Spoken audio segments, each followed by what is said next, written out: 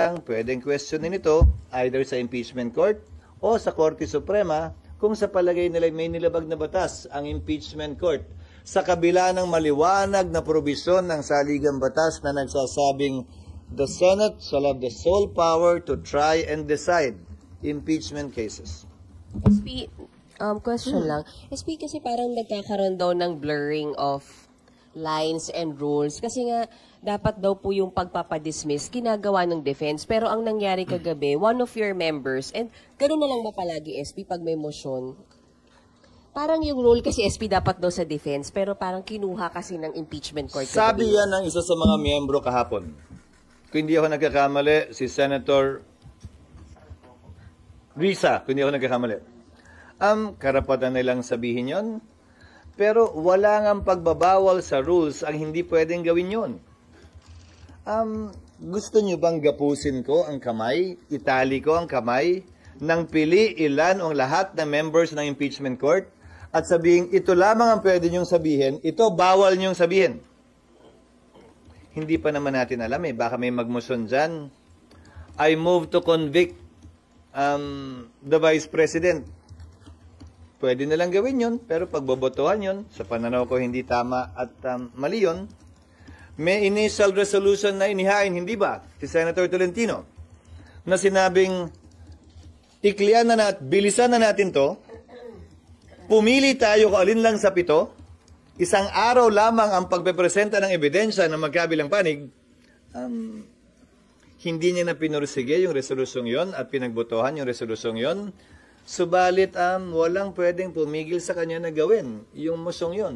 Pagbobotohan lang din namin yun. Pero SP, ano pong makakapigil doon sa any members of the court na alam naman natin na may ilang membro yung impeachment court na maka-Duterte, kaya henceforth Duterte block, na parang i-abogado o gawin kung ano yung gusto ng Babalik ta rin ko.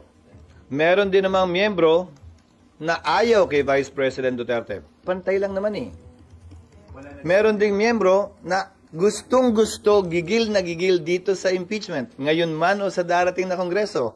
Ayon mismo sa mga pahayag nila sa social media accounts nila. Pinili ng nagbalangkas ng saligang batas, ng mga politiko, congressman sa Kamara, senador dito, ang magpapasya kaugnay ng impeachment. Bahagi yan ng kinikilala nilang magiging sitwasyon nung ginawa nila yan.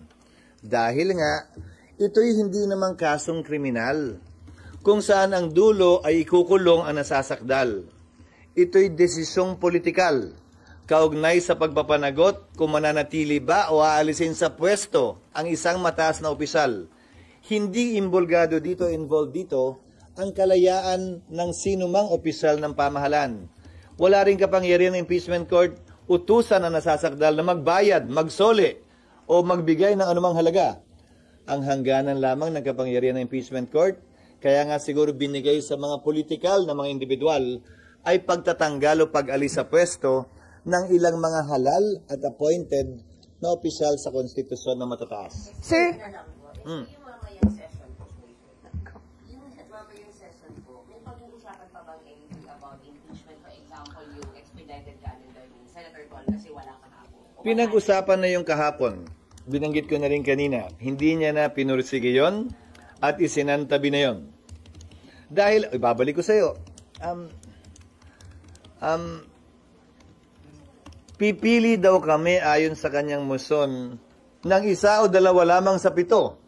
May kapangyarihan ba kaming gawin yon? Nang hindi namin tinatanong yung prosecution? Wala. Sa palagay ko'y wala.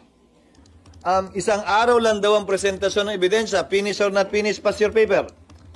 May provision ba ang saligang batas na dapat madaliin ang presentasyon ng ebidensya, finish or not finish nga? Wala rin naman. Pero kahapon isinangtabi na yun. Pero yung mga ganong uri ng kahilingan, malayang pwedeng gawin yun ng sino mang senator judge. Sa dulo, kung ipupursige niya at may nag-o-object, pagbobotohan palagi yun. SP, Hannah po from BNC. Right here, at the back. I'm right here.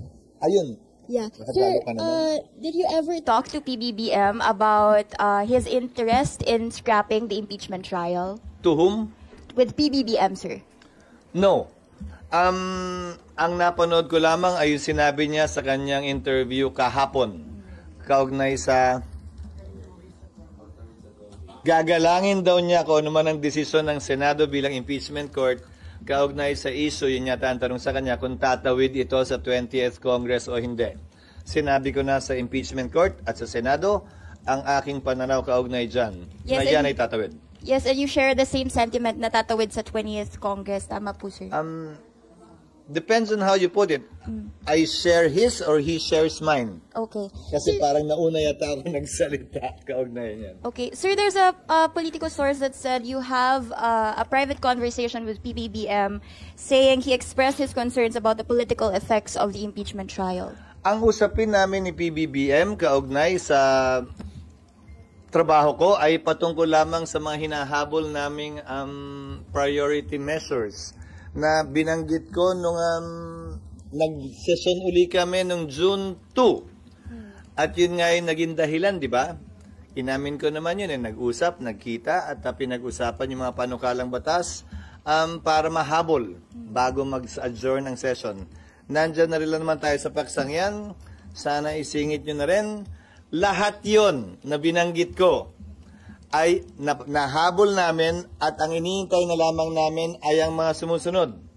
Ang postponement ng barangay SK elections na nasa BICAM ngayon, yung nuclear bill na nasa BICAM din ngayon, yung judicial fiscal autonomy bill na nasa BICAM din ngayon at sana mahabol ang ratification mamaya. At panghuli, ang right of way na nasa BICAM din ngayon.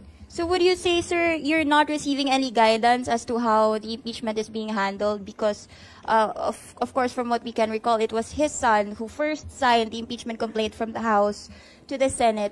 Walang change of mind mula sa Malacanang tungkol dito? Hindi ko alam dahil hindi naman ako ang tagapagsalita ng Malacanang para alamin kung nagbago nga ba yun o hindi. So, Ang napanood ko lamang ay yung sinabi ng Pangulo na hindi naman daw talaga siya sang-ayon sa impeachment. Sa interview niya ilang linggo ang nakakaraan. Kay Congressman Sandro, nag-uusap kami, nagde-text kami, pero tungkol din doon sa mga panukalang batas na hinahabol namin itong mga huling araw ng sesyon. Sir, papatanong, ano daw yung explanation ng boto na ba't bumoto kayo in favor dun sa motion to remand o to return? Pinapaliwanag ko na ilang ulit. Yung posisyon ko, hindi ba, nasa talumpati ko yun ng Lunes. Kaugnay ng matagal na pagkakaupo ng Kamara dito sa impeachment complaint, tinalakay ko na rin sa aking talumpati nung Lunes. Kung tatawid nga ba ito o hindi, at na hindi pwedeng i-bind ng 19th House ang 20th House, tulad ng hindi pwedeng i-bind ng 19th Senate ang 20th Senate. Kaya kinakailangan i-confirm, i-reaffirm ng Kamara at ng Senado ang lahat ng pinagpapasyahan ngayon ng Kamara din at ng Senado. Nabanggit ko na lahat yan nung Lunes, nung nagtalumpati ako, nung pinagdebatihan na ilang bagay kaugnay sa impeachment. Kaya minabuti kong hindi na ulitin pa muli yun dahil court of record ang impeachment court. Of record din, may journal ang Senate. Nakalagay din sa talaan. Hindi ako nagtuturo kung sino. Sila yung nangagaw na mic sa'yo.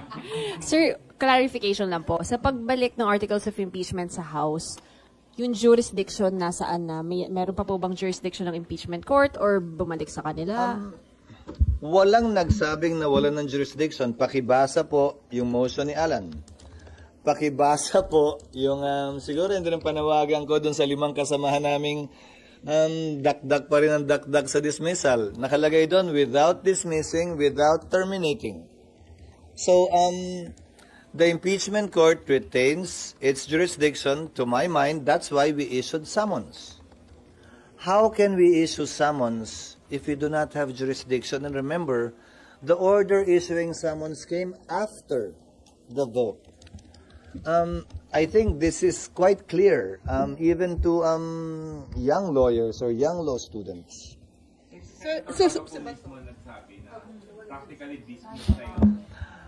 Ulitin ko, kada individual na miyembro, nakita niyo naman kahapon.